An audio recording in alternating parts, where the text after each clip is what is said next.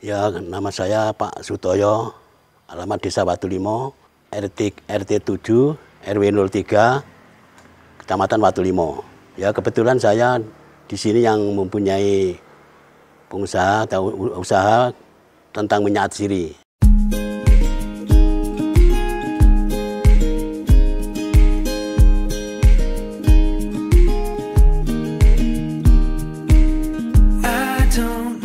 Dari awal kita ini bikin minyak seperti ini, produksi minyak seperti ini, kita akan waktu itu ikut orang dari pengrajin minyak. Jadi kita tahu, akhirnya kita istilahnya apa ya, ikut-ikutan. Jadi kita itu belajar dari nol di situ, kita akhirnya kita ada inisiatif bikin minyak cengkeh waktu pertama kali, minyak cengkeh. Dari situ kita akhirnya kita minyak cengkeh sudah berjalan, kita ngembangkan yang lain. Ya, dan dari yang lain seperti minyak nilam, minyak serewangi, minyak sirih, minyak daun jeruk, itu kan yang kita produksi itu banyak tambahan-tambahan seperti itu. Kita mulai tahun 90 kita sudah mulai rintis minyak cengkeh waktu itu. Lebih dari 30 tahun ya. Dari itu saya waktu itu kan masih ya kerja sana sini akhirnya kita ngeluti tentang minyak ini. Jadi gitu. Dulunya itu awalnya kita bikin tangki kecil aja untuk uji coba sementara, Tahu kita sedikit ada pemasukan hasil dan kita bisa produksi, akhirnya kita bikin lagi tungku yang lebih besar, yang maksimal itu. Awalnya kita bikin satu, dan ada jalan-jalan seperti pengembangan dan sebagainya, kita sampai menjadi 6 unit sampai sekarang. Jadi yang ada saja kita produksi secara besar-besaran ini ya cengkeh dan nilam dan pala sementara ini. Dan ada lagi tambahan lagi ini apa itu? Kapulaga. Kapulaga itu bukannya dari buahnya, tapi cuma dari tangkainya buah. Jadi kita ambil dari tangkainya buah, kita barang yang sudah jadi limbah, kita fungsikan dari petani. Jadi kita ngambilnya dari petani itu berupa tangkainya kapulaga, bukannya buahnya. Kalau buahnya itu terlalu mahal, jadi kosnya tidak bisa untung. Jadi kita ngambilnya dari tangkainya aja, harganya murah, toh itu barang-barang udah limbah dari petani yang dibuang. Jadi kita fungsikan, kita uji coba, ternyata bisa mendapatkan ya, tambahan produksi lainnya. Itu. Kalau kita dari awal kita tidak bisa mungkin sempurna. Sempurnanya itu harus kita ambil jalan. Jadi pertama ya lihat keadaan punyaan orang-orang menyulit itu, saya lihat gitu itu kok kelihatannya pengapiannya kurang mampu, tekanannya kurang maksimal. Akhirnya kita harus mencari jalan lain, gimana ya solusinya biar minyak ini keluarnya bisa maksimal dan tesnya juga bisa bagus. Kita pelajari. Jadi pelajari dari itu akhirnya sekarang sudah titik temunya ketemu titiknya, akhirnya sekarang itu segala minyak yang saya produksi itu hasilnya bisa maksimal, bisa memenuhi syarat untuk masuk ekspor. Kita satu hari satu malam ini produksi cuma 1 kali waktu itu, soalnya yang ngerjain saya sendiri, belum punya karyawan dan belum ada untuk membayar karyawan waktu itu.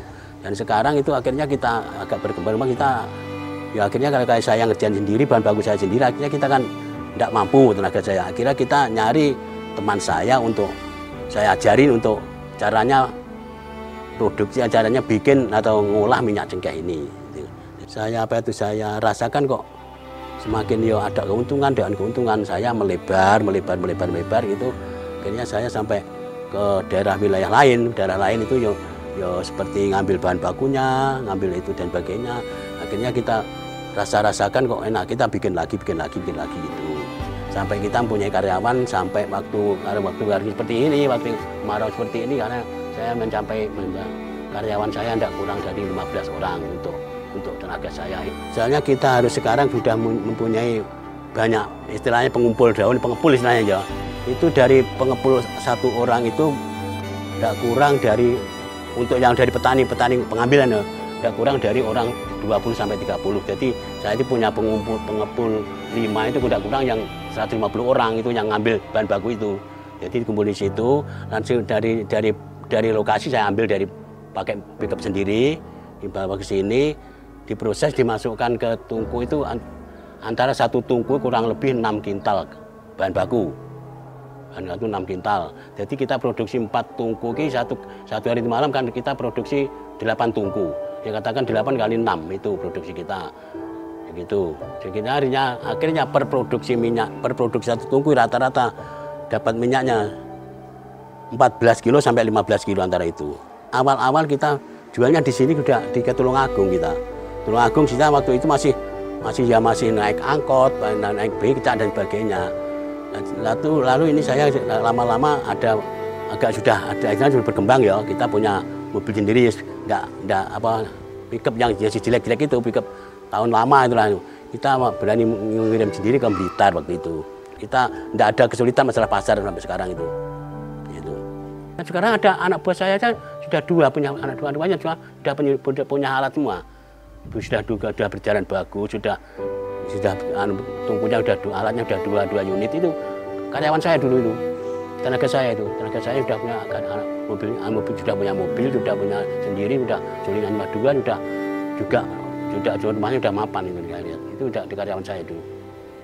Sekarang saya kan ya sudah tua, tenaga saya sudah begitu saya kan punya anak satu lagi ini habis kuliah, itu udah rampung kuliah. Kelihatannya seneng itu pada adsiri ini. Jadi makanya saya sekarang ini kan saya limpahkan sementara ya saya dampingi, saya limpahkan ke anak saya itu, tapi saya dampingi terus. Jadi soalnya ya untuk pengalaman masih anak muda. Si mau aja saya senang sekali, soalnya apa? Saya baca-baca, saya lihat-lihat kalau adsiri itu sejak zaman dulu, zaman Belanda itu kan memang diperlukan sekali. Sampai saya kan senang sekali kan ke mana-mana tentang adsiri itu kan banyak teman. Dari daerah-daerah mana itu kan kalau adsiri itu bilang adsiri senang sekali. Soalnya apa? Harapannya memang adsiri memang menjanjikan sekali.